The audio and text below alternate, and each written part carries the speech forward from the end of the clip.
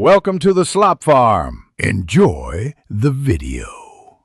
You begin by ensuring Bluetooth is active on your phone and visible to new devices. This is crucial so the Accord can find it. Next, turn the ignition to ACC or on and power the audio system. Without the radio on, pairing won't proceed.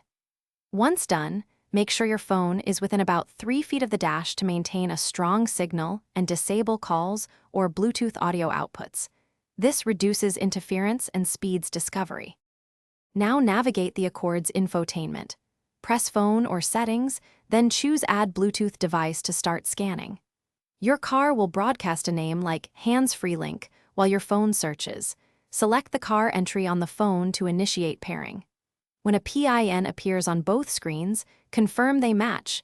This prevents accidental pairing with nearby cars. Make sure to accept prompts on both devices and allow contacts and call history sync if you want hands-free caller ID and quick dialing.